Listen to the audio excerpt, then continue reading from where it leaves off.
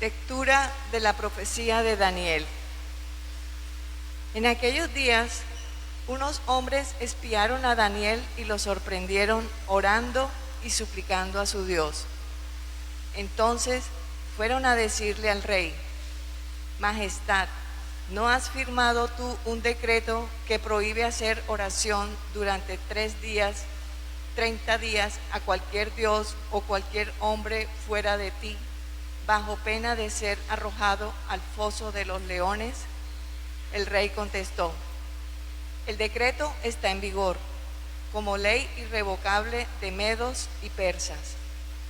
Ellos le replicaron: pues Daniel, uno de los deportados de Judea, no te obedece a ti, majestad, ni al decreto que has firmado, sino que 3 veces al día hace oración a su Dios.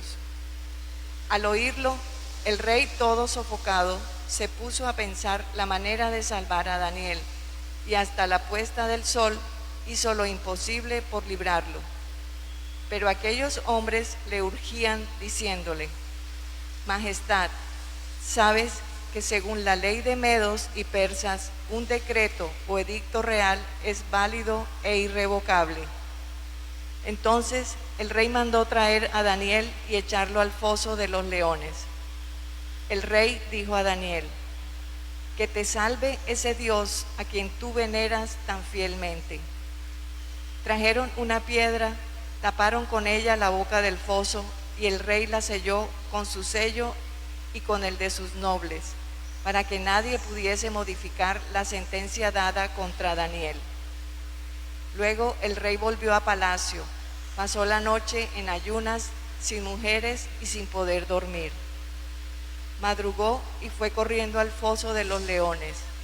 Se acercó al foso y gritó afligido: Daniel, siervo del Dios vivo, ¿ha podido salvarte de los leones ese Dios a quien veneras tan fielmente? Daniel le contestó: viva siempre el rey. Mi Dios envió su ángel a cerrar las fauces de los leones y no me han hecho nada, porque ante él soy inocente, como tampoco he hecho nada contra ti. El rey se alegró mucho y mandó que sacaran a Daniel del foso. Al sacarlo no tenía ni un rasguño, porque había confiado en su Dios. Luego mandó el rey traer a los que habían calumniado a Daniel y arrojarlos al foso de los leones con sus hijos y esposas. No habían llegado al suelo y ya los leones los habían atrapado y despedazado. Entonces el rey Darío escribió a todos los pueblos, naciones y lenguas de la tierra: paz y bienestar. Ordeno y mando que en mi imperio todos respeten y teman al Dios de Daniel. Él es el Dios vivo que permanece siempre. Su reino no será destruido, su imperio dura hasta el fin. Él salva y libra, hace signos y prodigios en el cielo y en la tierra. Él salvó a Daniel de los leones. Palabra de Dios. Ensalzadlo con himnos por los siglos. Rocíos y nevadas, bendecid al Señor. Témpanos y hielos, bendecid al Señor. Escarchas y nieves, bendecid al Señor. Noche y día, bendecid al Señor. Luz y tinieblas, bendecid al Señor. Rayos y nubes, bendecid al Señor. Bendiga la tierra al Señor.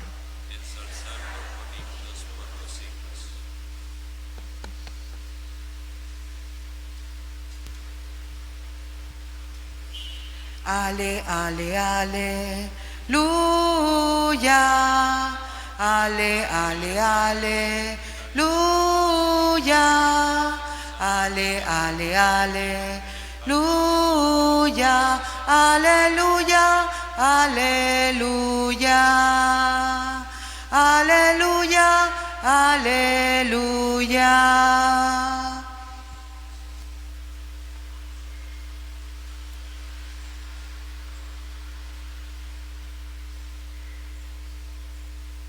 El Señor esté con ustedes. Y con tu espíritu. Lectura del Santo Evangelio según San Lucas. Gloria a ti, Señor. En aquel tiempo dijo Jesús a sus discípulos: cuando veáis a Jerusalén sitiada por ejércitos, sabed que está cerca su destrucción.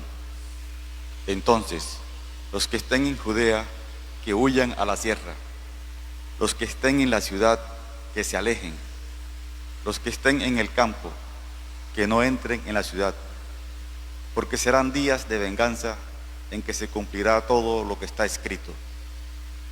Ay de las que están encinta o criando en aquellos días, porque habrá angustia tremenda en la tierra y un castigo para este pueblo. Caerán a filo de espada, los llevarán cautivos a todas las naciones. Jerusalén será pisoteada por gentiles, hasta que los gentiles les llegue su hora. Habrá signos en el sol y la luna y las estrellas, y en la tierra angustias de las gentes, enloquecidas por el estruendo del mar y el oleaje. Los hombres quedarán sin aliento por el miedo y la ansiedad ante lo que se le viene encima al mundo, pues los astros se tambalearán. Entonces verán al Hijo del Hombre venir en una nube, con gran poder y majestad. Cuando empiece a suceder esto, levantaos, alzad la cabeza, se acerca vuestra liberación. Palabra del Señor. Gloria a ti, Señor Jesús.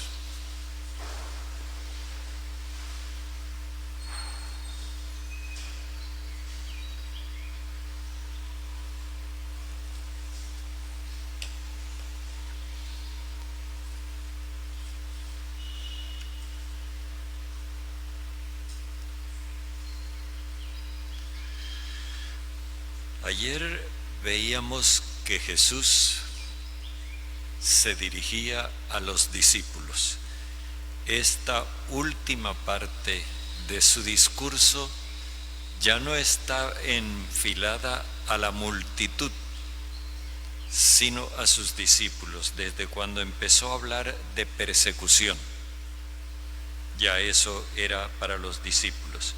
Ahora en este momento se refiere a dos hechos, el uno puntual, que es la caída de Jerusalén, y el otro que será procesual, es decir, un proceso a lo largo de la historia, que serán las caídas sucesivas de los regímenes injustos a lo largo de toda la historia de la humanidad.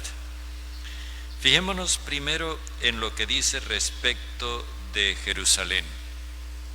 Jerusalén aparece aquí como la capital de Judea y en el fondo como la representación de la primera nación que rechazó al Mesías.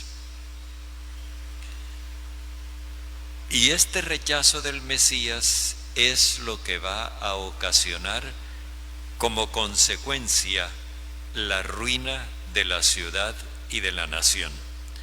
Es importante que nosotros captemos el sentido que tienen las palabras de Jesús con el fin de que no cedamos a la falsa impresión de un Dios vengativo, rencoroso, que porque lo rechazaron entonces va a despedazar a todo el mundo, porque esa idea es completamente falsa.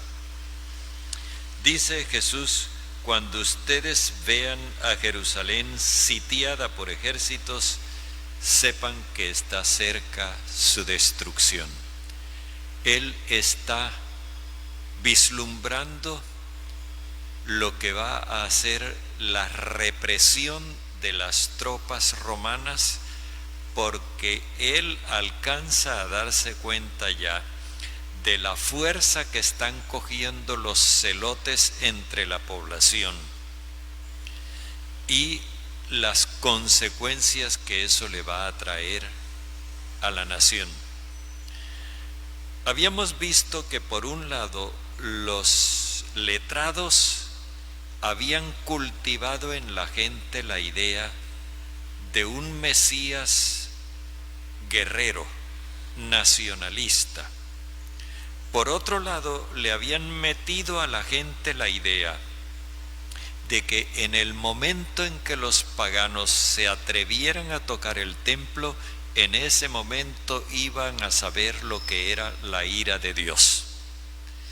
Y justo a eso se va a referir Jesús. Ellos habían pedido una señal de que las cosas estaban para suceder, como para imaginarse cuándo era que Dios iba a intervenir como ellos esperaban que Dios interviniera. Cuando vean a Jerusalén sitiada de ejércitos, sepan que está cerca su destrucción. No habrá ninguna señal precursora de que Dios va a intervenir para defender la ciudad. Al contrario, ustedes la única alternativa que pueden sentir que les queda es huir. Los que estén en Judea, que huyan a la montaña. Los que estén en la ciudad, que se alejen. Los que estén en el campo, que no entren en la ciudad, porque serán días de venganza. Esta venganza no es de Dios. Esta venganza es de los romanos por la rebelión que van a impulsar los celotes. Serán días de venganza en los que se cumplirá todo lo que está escrito. Los profetas habían advertido una y otra vez que si se embarcaban en la guerra se los llevaría por delante. No creyeron y el reino del norte fue arrasado por los asirios. No creyeron y el reino del sur fue arrasado por los caldeos. Ahora no creyeron en la predicación de Jesús y van a ser arrasados por los romanos. Ay de las que estén encinta o criando en aquellos días. Esta es un lamento que Jesús profiere por todas las víctimas inocentes de esa aventura guerrera. Se van a embarcar en la guerra pensando que Dios está a su favor y que cuando le toquen el templo Dios va a intervenir y va a decidir la guerra a favor de ellos. Pues lo que va a pasar será diferente. En aquella época la guerra era sumamente, siempre ha sido cruel, pero era más salvaje que nunca. Cuando las tropas invasoras entraban y encontraban mujeres encinta, entonces con la espada las abrían en canal. Por el esternón les sacaban la criatura y se las enrollaban con el cordón umbilical en el cuello, porque provocando esos abortos ellos sentían que estaban dejando sin futuro al pueblo que querían dominar. Obvio, matando la población que todavía no había nacido, estaban privando de posibilidades a ese pueblo que estaban sometiendo. Aquello era una cosa salvaje que con solo describirla uno se horroriza. ¿Cómo sería presenciar eso?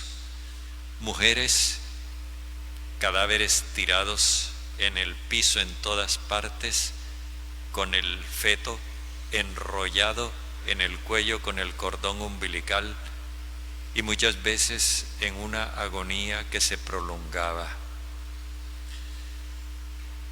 Habrá una gran angustia en esta tierra y un castigo para este pueblo. Otra vez, si antes fue la palabra venganza, ahora es la palabra castigo.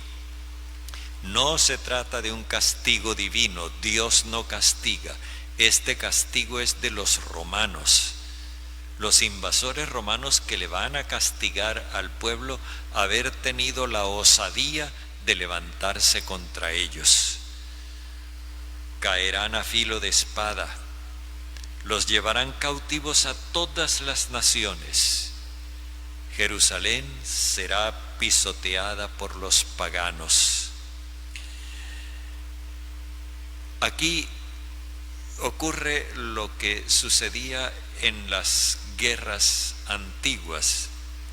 Cogían a la gente y la que quedaba viva, entonces la capturaban y la vendían como esclavos. Comerciaban con la gente vencida. A eso se refiere Jesús cuando dice que los llevarán cautivos a todas las naciones. Jerusalén será pisoteada por los gentiles, por los paganos, hasta cuando a los paganos se les cumplan sus plazos. Aquí hay una cosa que es necesario tratar de comprenderla en la perspectiva de Jesús. A los paganos se les cumplan sus plazos. Hay dos plazos para los paganos.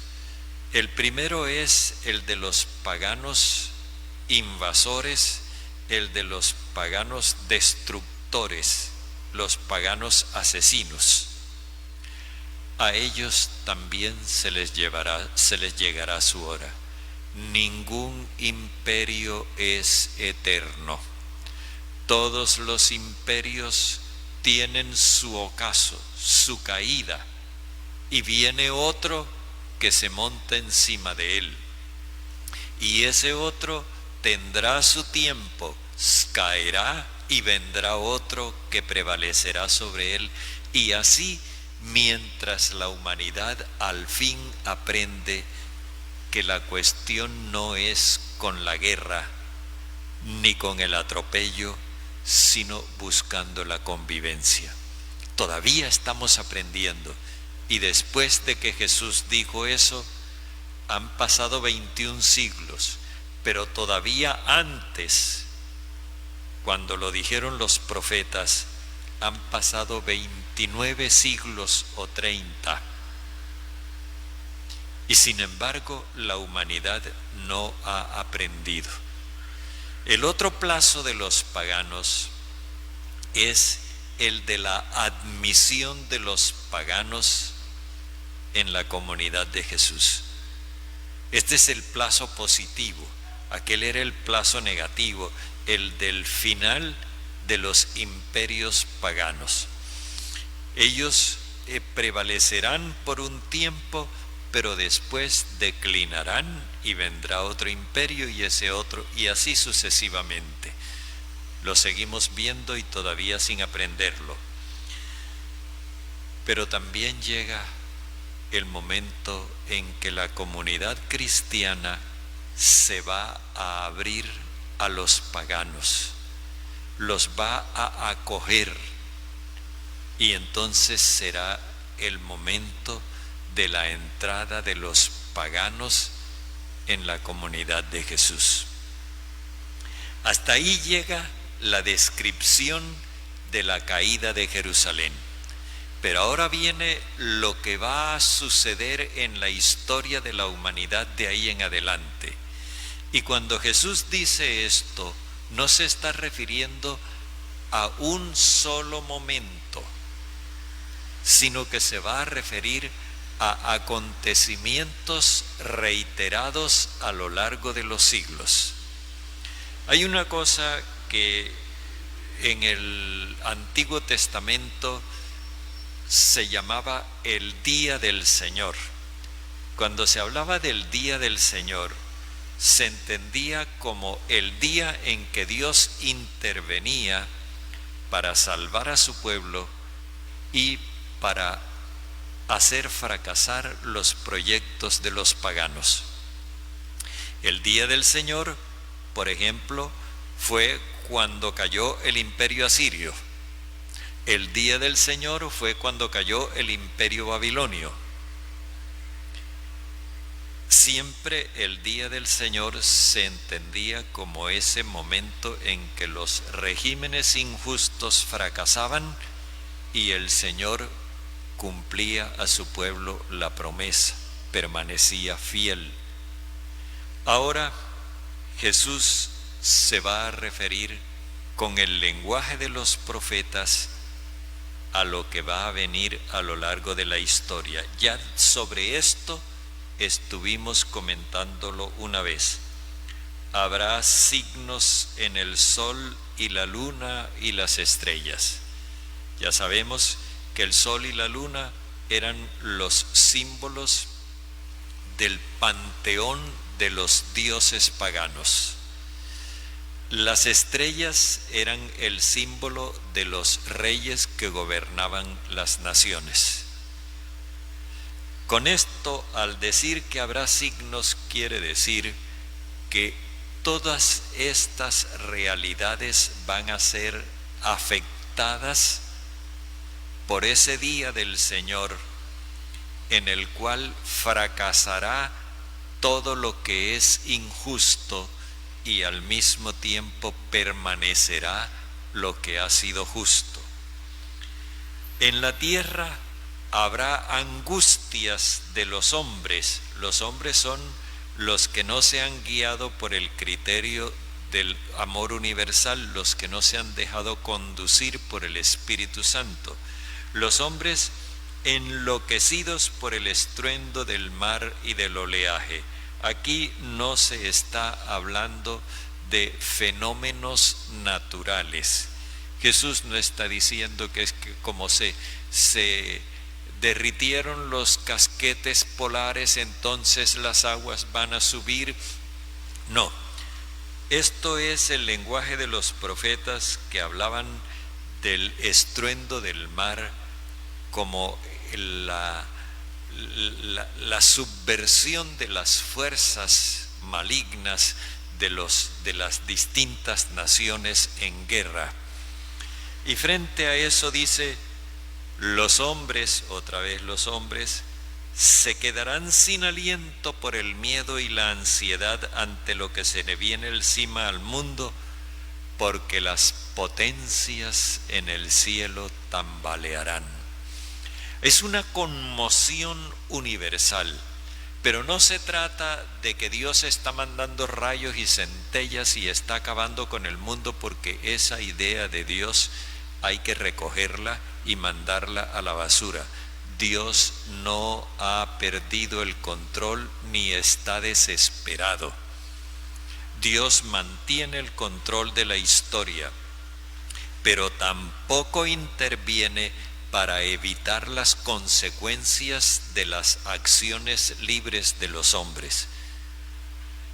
Y entonces lo que aquí está ocurriendo es que los hombres, los que no se han guiado por el Espíritu de Dios, frente a todo ese panorama que de pronto se viene abajo, se angustian, porque de alguna forma los hombres se habían identificado con esos sistemas injustos, se habían acomodado a esos modos de convivencia injusta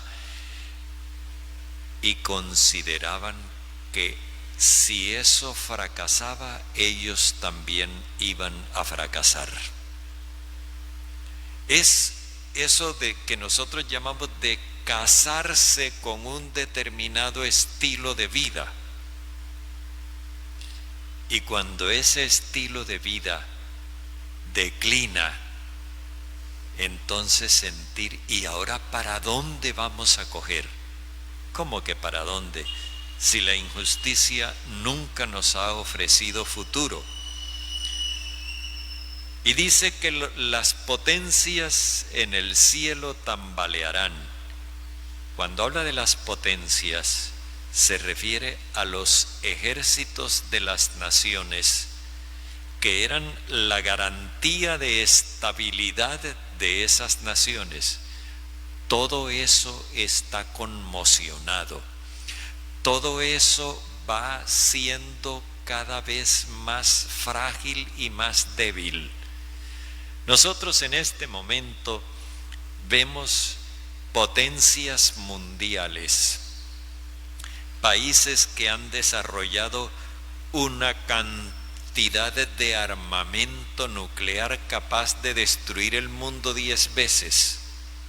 ¿Y cómo se pavonean cuando tienen su fiesta nacional y exhiben sus misiles y todo eso?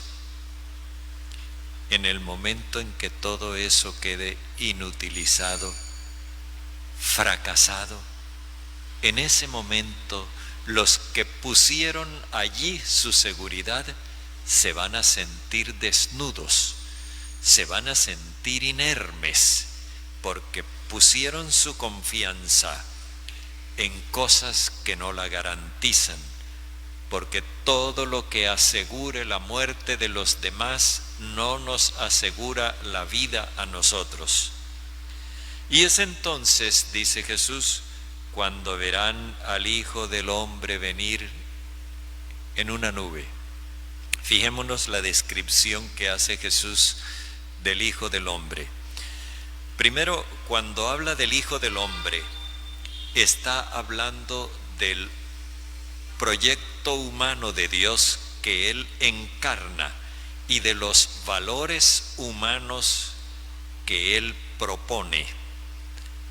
Al hablarnos de la llegada del Hijo del Hombre, está refiriéndose a que en contraste con esas civilizaciones de injusticia y de muerte que fracasan una y otra vez y tantas veces como lo intenten, en cambio los valores del Hijo del Hombre, la solidaridad, la rectitud, la justicia, la bondad, eso nunca pasará, nunca fracasará. Entonces verán al Hijo del Hombre venir en una nube. La nube es la condición divina. Verán la gloria del Mesías en su condición divina, con gran majestad, con gran gloria.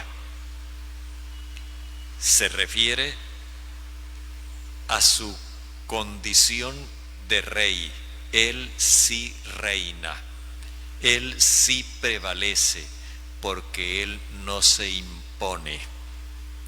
Y además con gran potencia, en tanto que las potencias de los pueblos amenazan de muerte y de hecho matan. La potencia de Jesús es la de comunicar vida, la de dar vida, la de resucitar los muertos. Él va a venir a reivindicar a los suyos, aquellos que fueron eliminados, que fueron asesinados por dar testimonio de su mensaje. Él los resucitará y los llevará a presentárselos al Padre Celestial. Padre, este es de los míos, este es testigo mío, este entregó su vida por sus hermanos.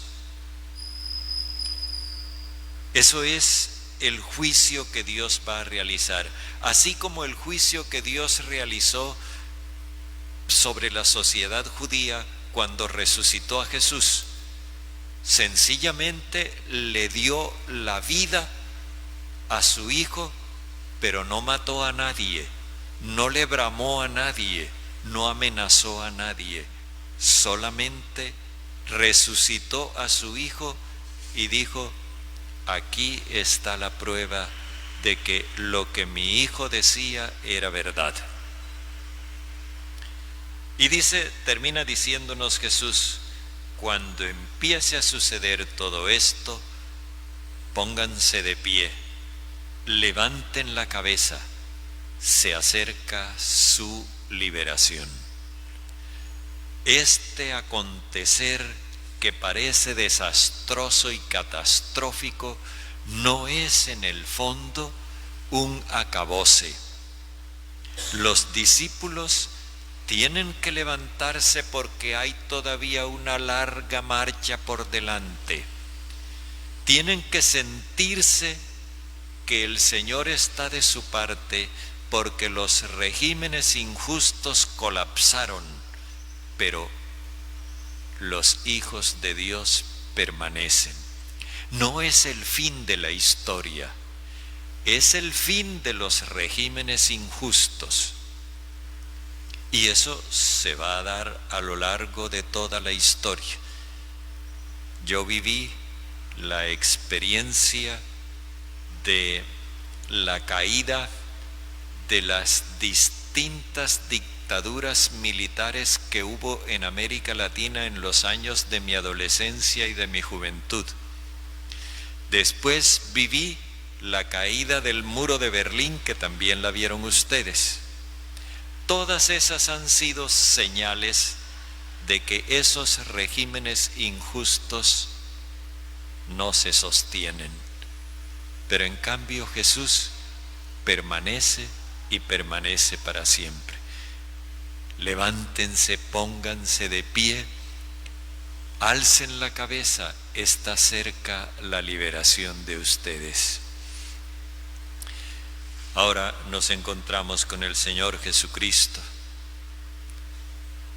que viene a transmitirnos vida, viene en una nube, porque esa hostiecita lo oculta, no lo manifiesta, pero sin embargo allí viene con toda su potencia de vida para darnos vida y para animarnos a continuar la marcha, porque esto sigue.